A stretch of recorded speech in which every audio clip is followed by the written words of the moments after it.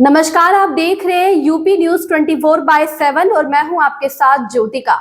आइए रुक करते हैं कुछ बड़ी खबरों की ओर। बजट के जरिए सरकार जनता को गुमराह कर रही है। राजधानी लखनऊ में विधानसभा में बजट पर चर्चा के दौरान शुक्रवार को सपा के राष्ट्रीय महासचिव शिवपाल सिंह यादव ने जमकर शेरो शायरी की। उन्होंने शेर के जरिए सरकार पर हमला किया तो दूसरे शेर के जरिए पार्टी मुखिया अखिलेश यादव की तारीफ करते हुए पार्टी के नेताओं को पैगाम भी दिया। शिवपाल ने कहा कि बजट के जरिए सरकार जनता को गुमराह कर रही है। उन्होंने बजट पेश करने के दौरान वित्त मंत्री द्वारा पढ़े गए शेर का जवाब कुछ इस अंदाज में दिया।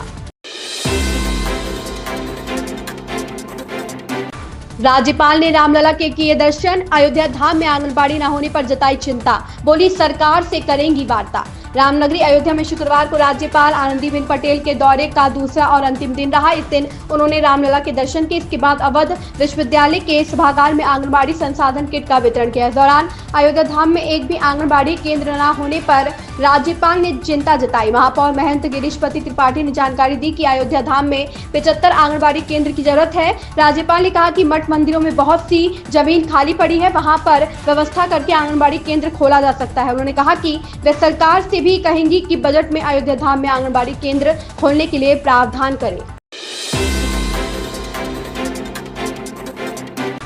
बिहार का पिछला विधानसभा चुनाव कोरोना काल की पहली दस्तक के समय हुआ था। कोरोना के कारण लोग सहमे थे और चुनावी सभाओं पर रोक या नियंत्रण की स्थिति थी। उस समय मुख्यमंत्री नीतीश कुमार की पार्टी जनता दल यूनाइटेड ने वर्चुअल प्रचार रैलियों के मामले में सहयोगी भारतीय जनता पार्टी को भी पीछे छोड़ दिया था।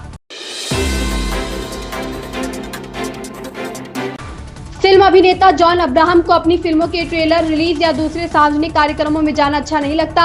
अपनी नई फिल्म द डिप्लोमेट के लिए वेब पत्रकारों से अलग अलग ही मिल रहे हैं। फिल्म के निर्देशक शिवम नायर के साथ इस फिल्म की खासियतों के बारे में भी बता रहे हैं। बातचीत के दौरान उन्होंने इस फिल्म के अलावा बीते साल रिलीज हुई फिल्म वेदा के ट्रेलर लॉन्च कार्यक्रम में हुए हादसे के बारे में भी बात की और पहली बार कैमरे के सामने माना कि उसमें गलती उनकी ही थी।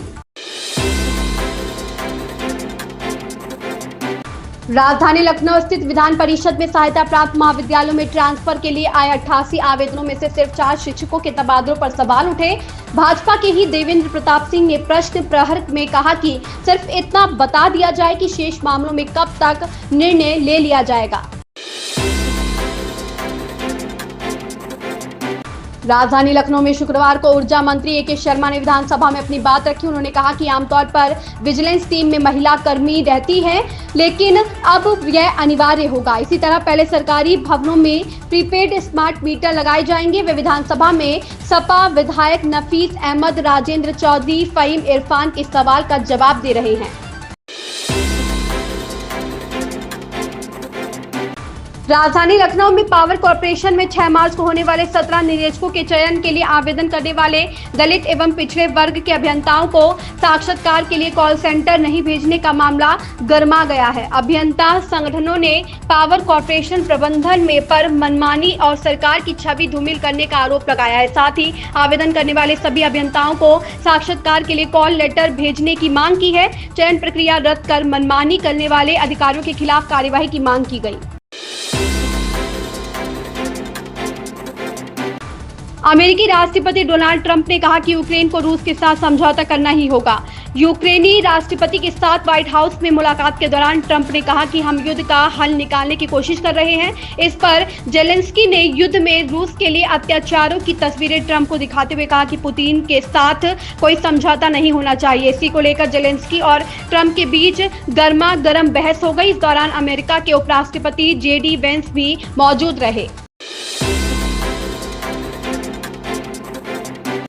पर्यटन मंत्री जयवीर सिंह ने एक बार फिर ताज को रात में रोशन करने और खोलने के कदम उठाने का आश्वासन दिया है, लेकिन कई साल से इंतजार बरकरार है। ताजमहल को रात में पर्यटकों के लिए खोलने और कृत्रिम रोशनी से जगमगाने का इंतजार पर्यटन उद्यमियों को है।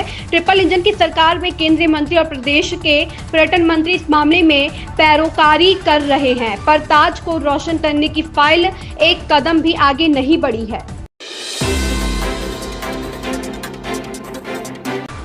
बिहार के मुख्यमंत्री नीतीश कुमार 59,028 विशिष्ट शिक्षकों को नियुक्ति पत्र देने जा रहे हैं। नियुक्ति पत्र वितरण समारोह में सीएम नीतीश कुमार के साथ उप मुख्यमंत्री सम्राट चौधरी, विजय कुमार सिन्हा और शिक्षा मंत्री सुनील कुमार भी रहेंगे। शिक्षा विभाग का कहना है कि सीएम नीतीश कुमार के नेतृत्व वाली सरकार ने पहले ही नियोजित शिक्षकों को राज्य कर्मी का दर्जा देने का ऐलान किया था। इसके लिए उन्हें सक्षमता परीक्षा पास करने की बात कही गई थी। इसके तहत दूसरे चरण की सक्षमता परीक्षा पास कर चुके नियोजित शिक्षकों को राज्य कर्मी का दर्जा दिया जा रहा है।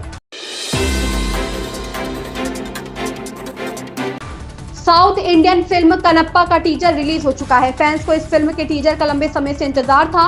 निर्माता पहले ही फिल्म से जुड़े अभिनेताओं का लुक जारी करते हुए उनके किरदार से भी परिचित करा चुके हैं। अब टीजर से उन्होंने उत्सुकता को और भी बढ़ा दिया है। टीजर में विष्णु मांचू थिन्नाणु के किरदार में नजर आए हैं, जो अपने कबीले को दुश्मनों से बचाने के लिए युद्ध करते दिखे। 1 मार्च से महंगाई का एक और झटका लगा है, क्योंकि पेट्रोलियम कंपनियों ने 19 किलो वाले कमर्शियल गैस सिलेंडर की कीमतों में वृद्धि कर दी है। इंडियन ऑयल ने सिलेंडर की कीमत में 6 रुपए की बढ़ोतरी की है, जो आज से लागू हो गई है। हालांकि 14 किलो वाले घरेलू एलपीजी सिलेंडर के दाम में कोई बदलाव नहीं किया गया है।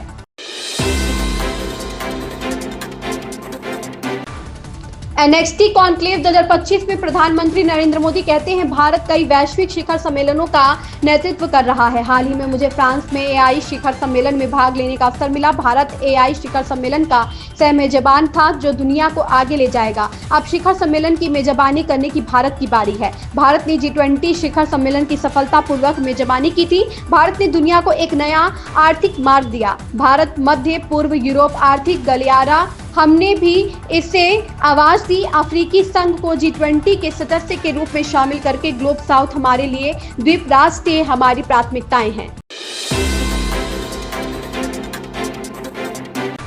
केंद्रीय स्वास्थ्य मंत्री जेपी नड्डा कहते हैं, हमारा महत्वाकांक्षी लक्ष्य है कि पीएम के नेतृत्व में हम 2027 में 25,000 जन औषधि केंद्रों तक पहुंच जाएंगे। हमने 80 केंद्रों से शुरुआत की थी, आज 15,000 केंद्र हैं और हम इस साल के अंत तक इसे बढ़ाकर 20,000 कर देंगे और अगले साल हम 25,000 केंद्रों तक पहुंच जाएंगे। इन खबरों में बस इतना ही। बने रहिए यूपी न्यूज 24/7 के साथ। अगर आपको ये खबर पसंद आई हो तो हमारे चैनल को लाइक, सब्सक्राइब और शेयर करें और हमें अपनी राय कमेंट में जरूर बताएं।